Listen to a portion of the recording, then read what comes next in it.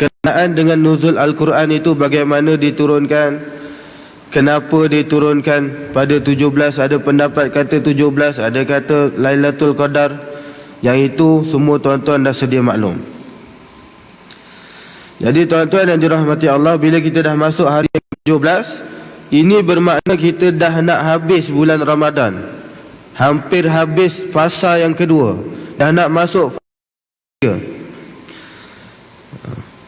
Sepatutnya kita kena buat apa? Kita perlu muhasabah diri. Selama 17 hari aku puasa ni, apa yang aku dah dapat? Apa yang kita dah dapat 17 hari puasa ni? Adakah amalan saya bertambah? Adakah bacaan Al-Quran saya dah khatam? Zikir saya seharian bagaimana? Itu yang sepatutnya kita fikir. Bukannya kita fikir dah 17 Ramadan dah ni, langsung belum lagi, baju raya tak beli lagi,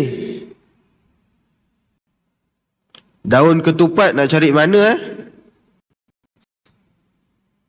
Tuan-tuan, fikir patutnya. Kita kena fikir apa?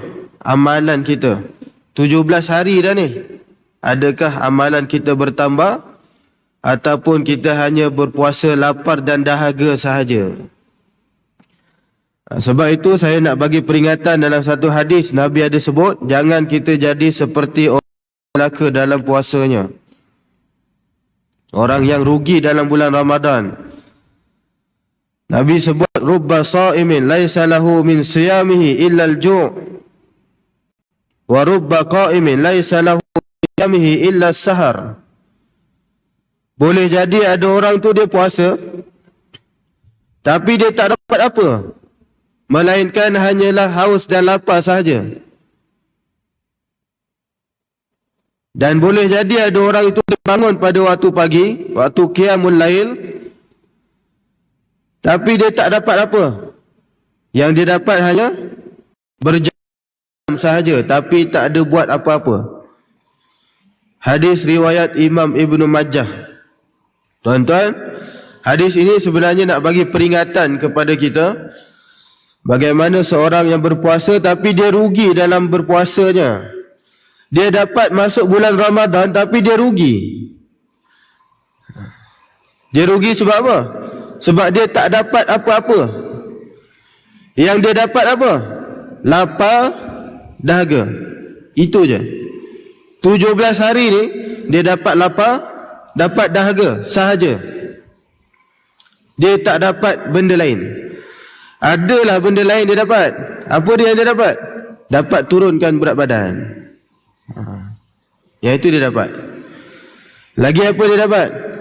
Dapatlah muka kecil sikit. Dulu tembam, sekarang cengkung sikit. Itu je lah yang dia dapat. Tapi sebenarnya bukan itu yang kita nak. Tuan-tuan yang dirahmati Allah, ini adalah orang yang rugi dalam bulan Ramadan. Ada satu lagi hadis yang Nabi ceritakan, ketika mana Nabi naik atas mimbar. Yang ni sedia maklum dah hadis ni. Bila Nabi naik anak tangga yang pertama, Nabi sebut amin. Nabi naik anak tangga yang kedua, Nabi sebut amin. Nabi naik anak tangga yang ketiga, Nabi sebut amin. Sahabat tanya, ya Rasulullah, apa yang kau aminkan tu?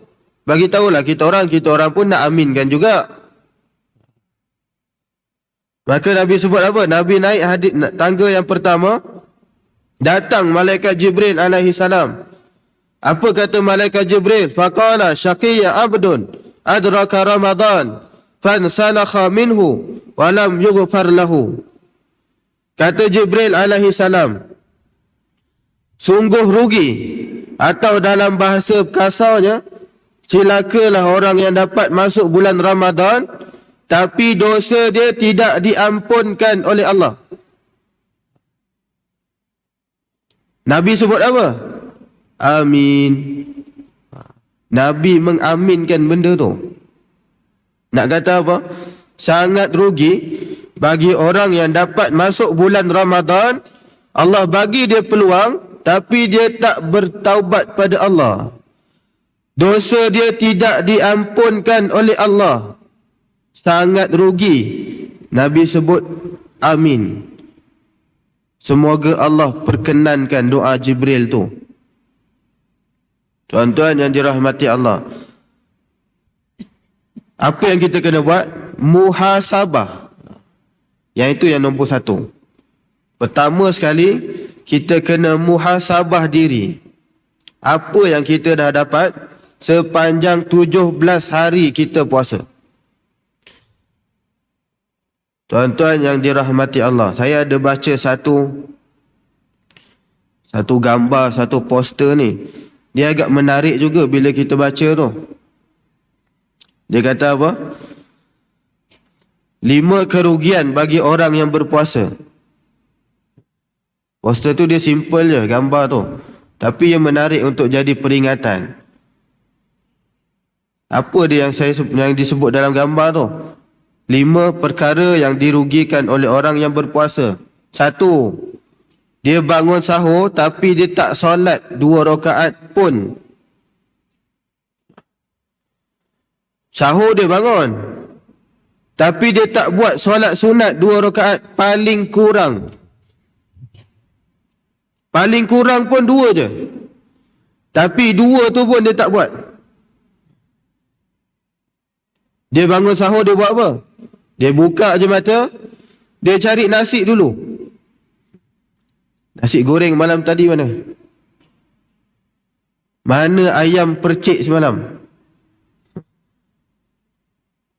Karipap semalam aku beli mana? Yang itu dulu dia cari. Sepatutnya dia kena buat apa? Paling kurang 2 rakaat. Paling kurang. Kalau tak nak solat sekalipun, tolong jangan lupa buat ni, istighfar. Yang ini paling malas lah ni. Paling tidak pun dia istighfar kepada Allah. Sebab apa? Sebab waktu itu disebut khusus dalam Al-Quran. Dalam surah Ali Imran ayat 17. Yang mana orang yang beristighfar pada waktu sahur, Allah bagi dia apa?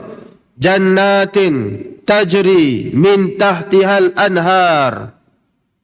Istighfar saja waktu sahur, bangun, astaghfirullahalazim. Allah bagi dia apa? Syurga yang mana di bawahnya ada sungai-sungai yang mengalir. Susah ke tuan-tuan? Senang sangat.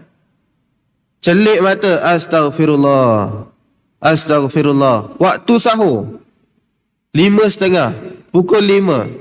Kalau tak nak solat 2 rakaat, paling kurang istighfar. Allah bagi dia apa? Syurga. Di bawahnya sungai yang mengalir. Dan bukan itu saja, Allah sebut juga mereka juga akan dikurniakan bidadari-bidadari yang suci bersih. Tuan-tuan tak nak ke? Bidadari kot. Bukan biasa-biasa.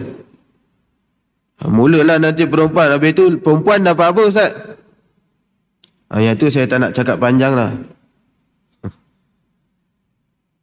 Lelaki dapat bidadari, perempuan dapat apa? Nanti perempuan cari sendiri. Perempuan dapat apa?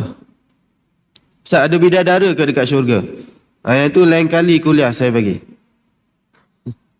Kalau datang lagi lah. Bidadari ada, bidadara ada. Nanti saya jawab.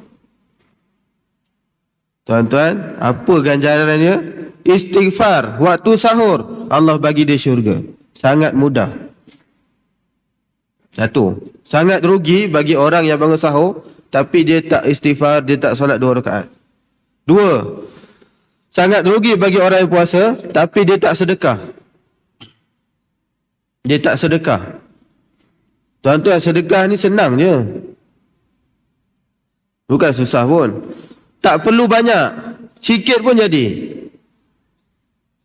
Terutamanya sedekah waktu buka puasa. Yang itu lagi bagus. Bulan Ramadan, sedekah waktu buka. Tuan-tuan pergi bazar, beli kuih karipap. Belilah 5 biji. Bagi 2 biji jiran sebelah. Itu pun dikira sedekah. Tuan-tuan beli roti john panjang, separuh bagi jiran. Mana boleh ustaz, tak cukup. Beli 2. Beli ayam percik, belilah 2. 1 bagi jiran, 1 kita punya. Beli ABC. Apa ustaz ni pagi-pagi ABC? 1 bagi jiran, 1 kita punya. Tuan-tuan yang berjiran yang dibagi ni pula janganlah komplain. Kari pap 2 je. Tuan-tuan, orang dah bagi tu syukur. Takkan 2 je kari pap, lebihlah sikit. Nasi ambeng ke? Nasi ayam ke? Kari pap je kau bagi. Bagi pun dah syukur. Itu pun dikira sedekah. Yang ini yang kita boleh dapat. Sebab apa? Nabi sebut, orang yang bagi makan bagi orang yang berpuasa, waktu dia berbuka, dia dapat apa? Pahala puasa orang tu. Kita bagi makan pada jiran, jiran ni puasa. Pahala puasa dia masuk dalam akaun kita. Maksudnya apa? Kita puasa 2 kali. 2 kali ganda pahala kita dapat. 2 kali ganda puasa kita dapat ni. Kalau macam tu ustaz, saya tak payah puasa lah. Saya bagi orang makan je. Pahala saya dapat juga. Yang tu saya tak tahulah nak cakap macam mana. Tuan-tuan yang dirahmati Allah. 2. 3. Rugi buat apa? Orang yang berpuasa dia rugi bila dia apa? Dia tidak berdoa langsung dalam bulan Ramadan. Sebab apa? Sepanjang berpuasa adalah waktu makbul berdoa. Daripada pagi sampai malam. Boleh kata 24 jam lah. Duduk saja-saja. Ya Allah, ampunkanlah dosa aku. Tengok TV, tak tahu nak buat apa. Bosanlah cerita ni. Ya Allah, ampunkanlah dosa aku. Masukkan aku dalam syurga. Doa je. 24 jam makbul puasa ni. Tengah masak nasi goreng. Ya Allah, ampunkanlah dosa aku. Makbul. Waktu itu. Tuan-tuan, 3. 4. Banyak tidur. Rugi. Yang ini no comment. 5. Yang ini saya nak tekankan ni. Yang ini saya nak tekankan lebih sikit. Sangat rugi bagi orang yang berpuasa tapi dia tak baca Al-Quran. Masuk bulan Ramadan, dia tak buka Al-Quran langsung. Yang ini satu kerugian yang sangat-sangat besar. Tuan-tuan, saya nak bagi peringatan dalam satu ayat Al-Quran. Kita baca dan kita hayati ayat tu. Dalam surah Al-Furqan ayat 30.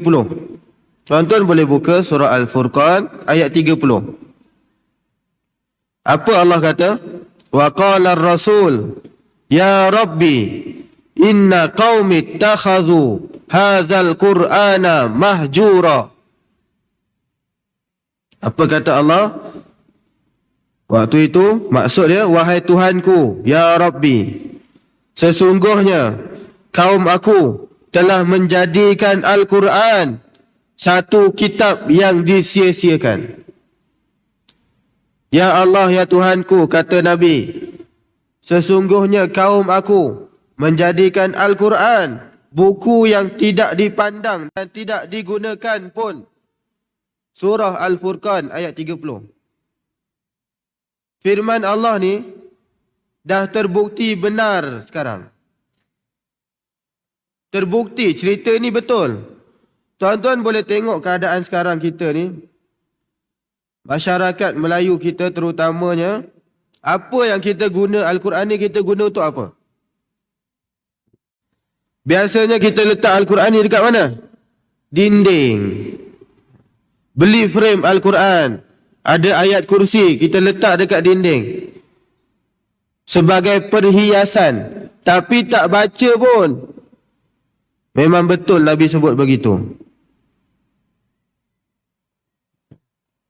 Sebab tu Nabi kata, Al-Quran dijadikan sebagai buku yang tak dipandang, yang disia-siakan, tak digunakan pun. Dia letak dekat dinding, dia letak surah Al-Ikhlas, cantik khat dia. Tapi ayat apa ni? Entah. Kenapa beli? Cantik. Itu je. Tapi tak baca pun. Lagi Al-Quran kita guna untuk apa? Barang hantaran. Kita kahwin, anak kita kahwin, kita bagi hantaran. Hantaran tu apa? Al-Quran salah satunya. Tapi bila dah bagi, dia tak baca pun. Dia letak dekat atas almari tinggi-tinggi. Nak buat apa tuan-tuan? Benarlah firman Allah dalam surah Al-Furqan ayat 30. Tuan-tuan yang dirahmati Allah. Jadi pagi ini saya nak kongsikan berkenaan dengan Al-Quran. Apa kelebihan bila kita baca Al-Quran ni? Yang ini semua dah sedia maklum. Mungkin ada yang dah tahu, ataupun mungkin ini pertama kali dia dengar. Apa kelebihan kita baca Al-Quran? Yang pertama, Al-Quran ini cahaya. Cahaya macam mana? Pesan Nabi kepada Abu Zar Al-Ghifari radhiyallahu ta'ala anhu. Satu hari Abu Zar ni dia jumpa dengan Rasulullah sallallahu alaihi wasallam. Dia kata pada Nabi, "Ya Rasulullah, bagilah aku pesanan." Kata Abu Zar. Abu Zar jumpa Nabi, "Nabi, Rasulullah, bagi aku pesan. Nasihatkan aku." Maka Nabi pesan pada Abu Zar, "Ittaqullah, bertakwalah kamu kepada Allah." Abu Zar kata apa? "Lagi ya Rasulullah, ada pesan lain tak?" Maka Nabi pun berkata, "Alaika bitilawatil Quran, fa innahu nurun laka fil ard wa zukhrun laka fis sama'." Nabi sebut, "Wahai Abu Zar, bacalah Al-Quran. Sesungguhnya Al-Quran itu cahaya bagi kamu di bumi dan juga penolong bagi kamu di hari akhirat kelak." Cahaya di bumi, di dunia, dan pembantu di hari akhirat, kata Nabi SAW kepada Abu Zar Al-Ghifari. Sebab tu Nabi sebut dalam hadis yang lain, barang siapa yang menjadikan Al-Quran, yang letakkan Al-Quran di hadapannya, maka Al-Quran akan jadi panduan dia. Kalau kita letakkan Al-Quran di hadapan, bukan letak saja-saja. Maksudnya apa? Kita jadikan dia sebagai buku manual. Maka Al-Quran itu akan pandu kita ke hari akhirat kelak. Al-Quran itu akan pandu kita menuju ke syurga Allah. Tapi Nabi sebut juga, "Wa man ja'alahu khalfa zahri saqatahu ilan nar." Dan barang siapa yang meletakkan Al-Quran di belakangnya. Maksudnya apa? Dia tak guna Al-Quran pun. Dia tak baca Al-Quran pun. Dia tak jadikan Al-Quran sebagai buku panduan dia. Nabi sebut apa? Al-Quran itu akan pandu dia. Bawa ke mana? Neraka Allah. Tuan-tuan yang dirahmati Allah, ini peringatan daripada Nabi SAW tentang Al-Quran. Nabi sebut Al-Quran itu cahaya. Dia akan bagi kita panduan untuk ke syurga. Tapi kalau kita biarkan Al-Quran ini akan membawa kita ke neraka Allah. Macam mana cara itu? Sebab apa? Sebab kita tak ada panduan yang betul. Satu, bila kita baca Al-Quran, Al-Quran akan pandu kita. Kelebihan pertama. Kelebihan kedua, Al-Quran akan menjadi syafaat. Iqra'ul Quran fa innahu ya'ti yaumal qiyamah syafi'an li ashabih. Bacalah Al-Quran, sesungguhnya Al-Quran itu akan datang pada kamu di hari kiamat kelak sebagai apa? Kawan, peneman, syafaat. Dia akan jadi penolong. Contoh saya bagi. Ada satu cerita ni. Ini cerita dalam hadis Nabi daripada Ibnu Abbas radhiyallahu taala anhuma. Satu hari Ibnu Abbas ni, ada beberapa orang sahabat dia menggali tanah. Ada beberapa orang sahabat ni dia korek tanah. Bila dia gali-gali tanah tu, dia tak tahu yang itu kubur. Maka dia pun korek. Bila dia dah korek habis tu, beberapa orang sahabat yang korek tanah ni, mereka ni mendengar ada seseorang ni dia baca surah Al-Mulk daripada awal sampai habis. Sahabat ni dengar waktu dia korek tanah tu, ada orang baca surah Al-Mulk, Al-Quran, daripada awal sampai habis. Maka peristiwa itu diceritakan kepada Nabi.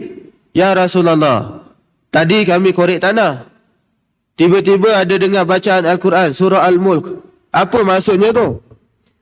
Maka Nabi pun berkata, Hiyal mani'ah, Hiyal munjiyah, tunjihi min azabil qabri.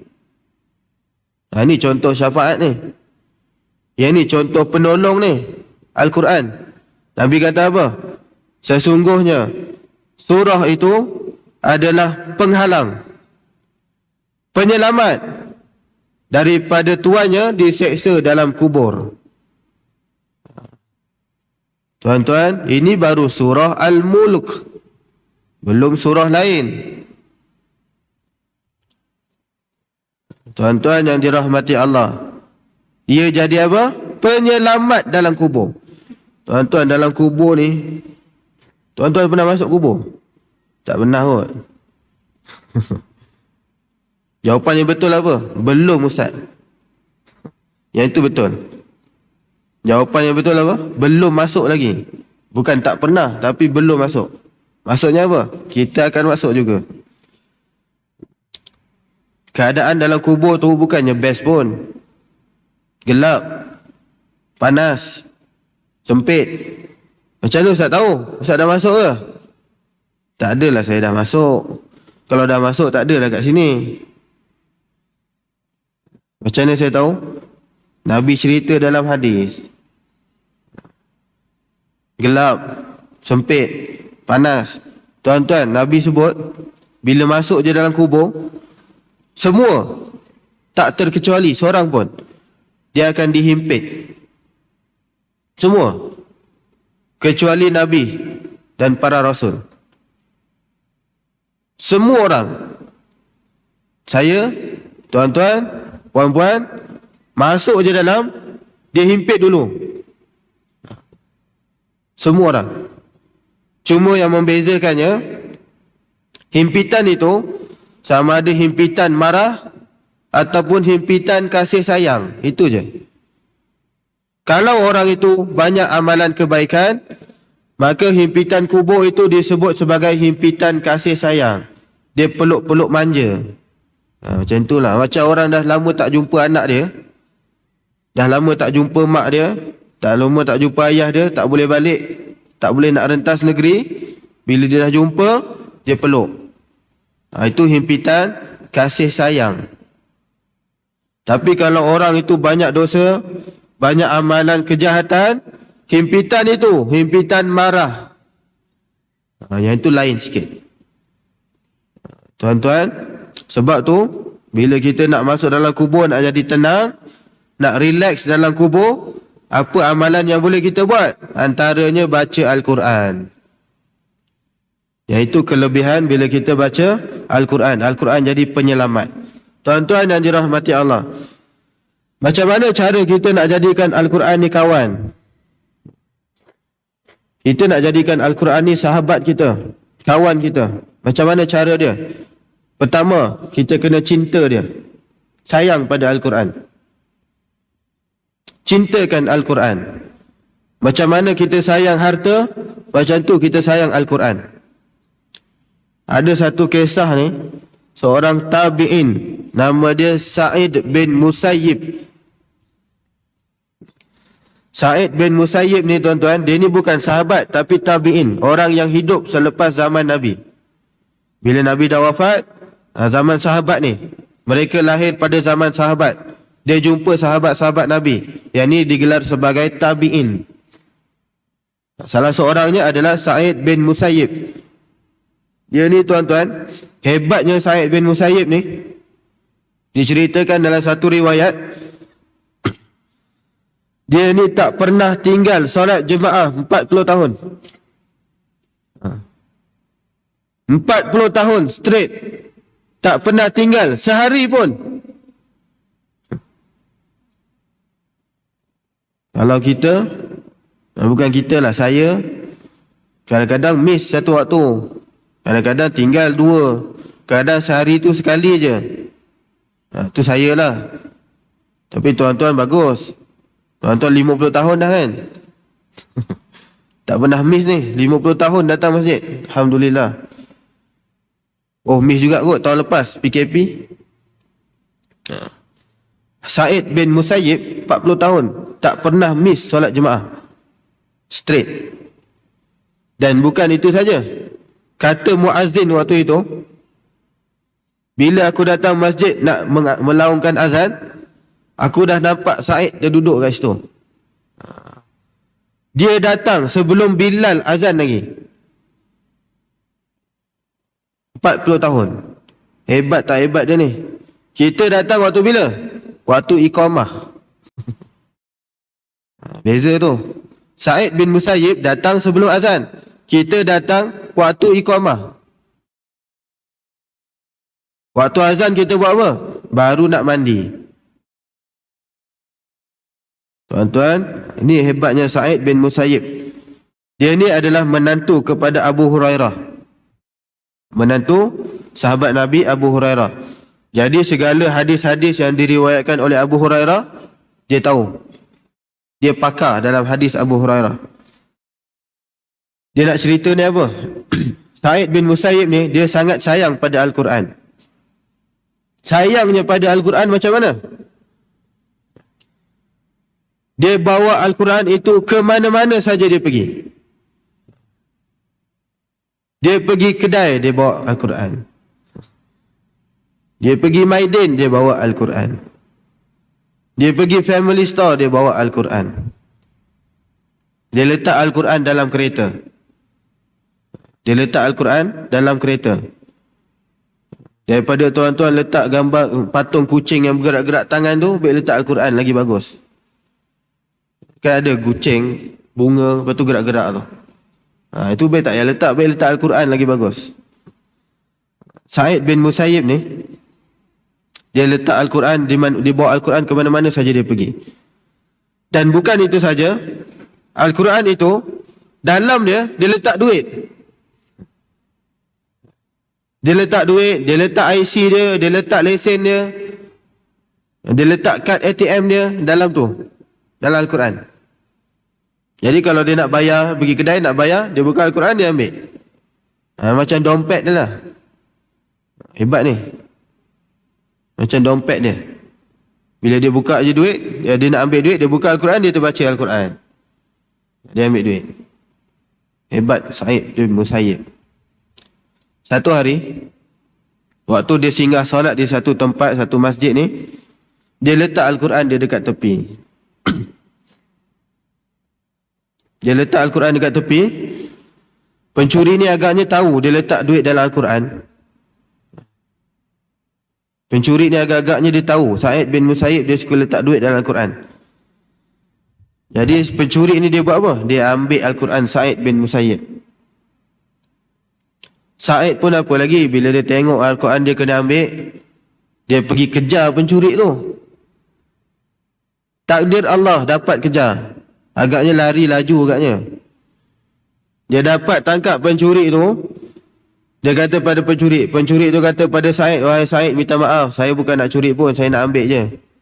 Sama je lah. Saya bukan nak curi, saya nak ambil je. Sa'id kata apa? Wahai pencuri, kamu nak ambil duit, kau ambil. Kau nak ambil kad ATM aku, kau ambil. Tapi kau pulangkan kepada aku Al-Quran. Punya sayang dia Al-Quran ni. Punya sayang Al-Quran Sa'id ni. Kau nak duit, kau ambil. Kau nak ambil kad ATM, kau ambil. Tapi Al-Quran aku tu kau pulangkan. Aku nak tu je. Tuan-tuan boleh buat. Letak Al-Quran dekat kereta. Kereta kena curi. Letak Al-Quran dekat kereta. Kereta kena curi. Kita kejar pencuri tu. Dapat tangkap. Kita kata apa? Pencuri, kau nak ambil kereta, kau ambil. Al-Quran bagi aku. Boleh buat? Tak mampu. Yang ini Sa'id bin Musayyib. Dia punya sayang pada Al-Quran. Cinta dia pada Al-Quran. Sampai macam tu. Sebab tu dia jadi orang yang hebat. Digelar sebagai apa? Periwayat Umar. Segala hadis-hadis riwayat Umar Al-Khattab dihafal. Dia boleh huraikan. Satu, itu cara kita nak jadikan Al-Quran ini kawan. Kita sayang pada Al-Quran. Dua, macam mana cara kita nak jadikan Al-Quran ini sahabat? Yang kedua, kita baca dia. Nak jadikan Al-Quran ini kawan, kita kena banyak baca Al-Quran. Nabi sebut dalam hadisnya, Nabi kata apa? Hati manusia ni dia mudah karat. Hati manusia ni dia mudah kotor, karat. Seperti besi yang mana dia terkena air, lama-lama dia akan jadi karat. Jadi macam mana nak hilangkan karat-karat pada hati tu? Nabi sebut, tilawatil Quran, baca Al-Quran. Dia akan hilang karat-karat pada hati tu. Kalau nak hilangkan karat pada besi, ambil getah pasir, gosok. Habis kalau nak hilangkan karat pada hati, nak gosok getah pasir. Cara dia macam mana? Baca Al-Quran, kata Nabi SAW. Tuan-tuan yang dirahmati Allah. Sebab tu bulan Ramadan ni, kita ambil peluang. Sebab tu saya sebut tadi, sangat rugi bila kita dapat masuk bulan Ramadan, tapi tak baca Al-Quran. Imam Syafi'i disebutkan oleh pelajar dia. Anak murid dia sebut, Imam Syafi'i ni dia khatamkan Al-Quran 60 kali dalam bulan Ramadan. Ni tuan-tuan dah tahu dah. Oh tu saya dah tahu dah Ustaz, Imam Syafi'i khatam 60 kali. Tapi saya tak buat pun. 60 kali khatam. Maksudnya apa? Sehari 2 kali. Qatadah radhiyallahu ta'ala anhu, khatam Al-Quran 7 hari sekali. Bulan Ramadan 3 hari sekali. 10 malam terakhir 1 kali sehari. Qatadah. Imam Malik. Ada seorang sahabat ni ditanya kepada saudara perempuan Imam Malik, wahai saudara perempuan Imam Malik, Imam Malik kalau dekat rumah dia buat apa? Dia tanya adik-beradik Imam Malik ni. Dia tanya, Imam Malik kalau duduk rumah dia buat apa? Maka adik perempuan dia kata apa? Oh, Imam Malik tu kalau duduk rumah dia baca Al-Quran. Dia tak tengok Astro. Dia tak tengok movie. Dia baca Al-Quran, tuan-tuan. Ustaz, macam mana Imam Syafi'i boleh baca Al-Quran sampai 2 kali khatam satu hari? Macam mana dia boleh buat macam tu? Tuan-tuan pernah baca buku cerita tak? Buku komik ke? Tuan-tuan boleh habiskan satu buku tu sehari je. Sebab apa? Sebab kita suka baca. Kita seronok baca. Macam itulah Imam Syafi'i. Dia baca kat Quran macam dia baca komik. Dia baca Al-Quran macam kita baca komik. Wih, best lah cerita ni, dia baca habis. Lala habis. Macam itulah Imam Syafi'i. Dia baca Al-Quran, dia habis laju. Habis. Saya bukan nak suruh jadi macam Imam Syafi'i pun. Paling kurang baca Al-Quran. Itu je. Satu hari satu muka pun jadilah. Paling kurang. Kalau tak dapat khatam bulan Ramadan ni, dapat satu hari satu muka pun jadi. Ustaz, saya tak pandai baca Al-Quran. Kalau tak pandai baca Al-Quran, sila dengar bacaan Al-Quran. Tak tahu baca Al-Quran, tak pandai baca, ambil radio, ambil handphone, cari dekat Google bacaan Al-Quran sekian-sekian, imam-imam, buka, dengar. Itu pun okey. Daripada tak ada langsung. Baca tak tahu, dengar pun boleh. Itu cara kita nak jadikan Al-Quran ini kawan. Last, sikit lagi. Macam mana kita nak jadikan dia kawan? Kita kena faham dia. Kita kena faham Al-Quran. Tuan-tuan, sahabat Nabi ni, bila dia baca Al-Quran, dia menangis. Umar Al-Khattab baca Al-Quran, menangis. Umar ni bukannya orang lembik macam tu. Kuat. Orang tengok dia pun takut. Tapi bila baca Al-Quran, dia menangis. Osman bin Affan baca Al-Quran, basah Al-Quran dia, koyak.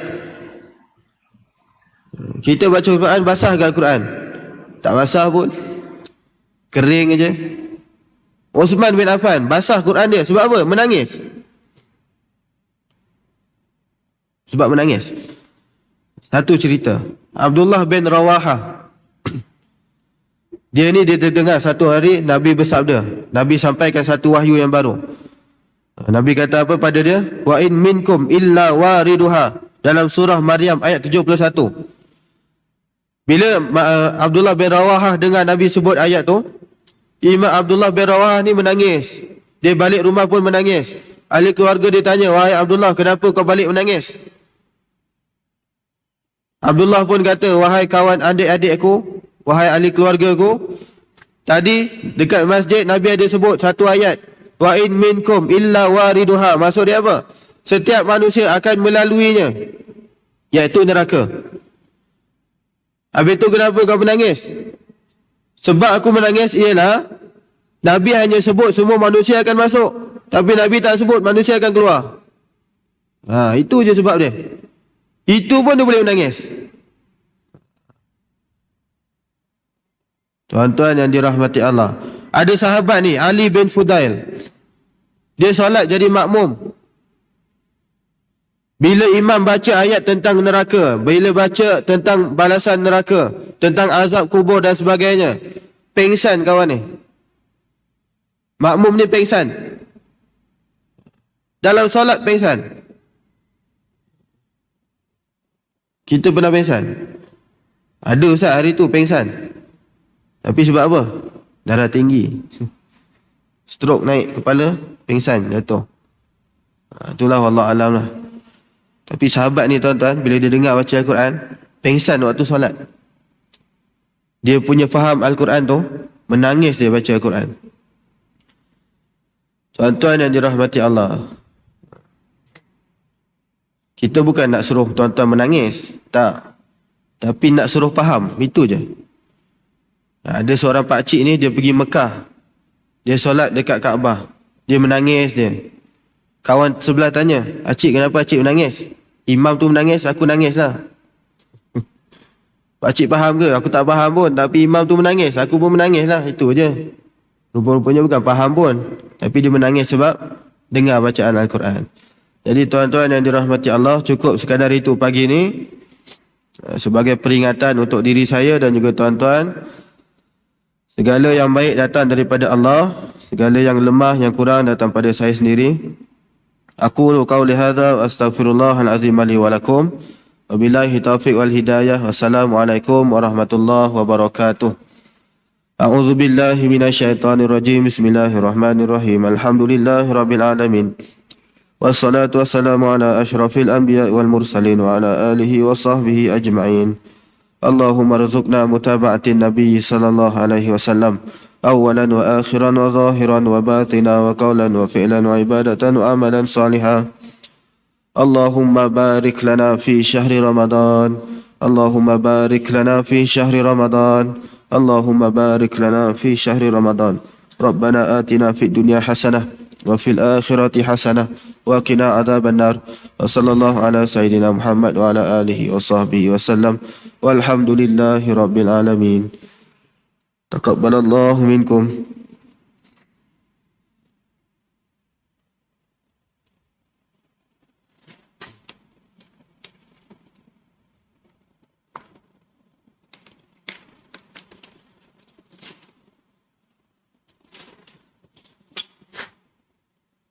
Ya, saya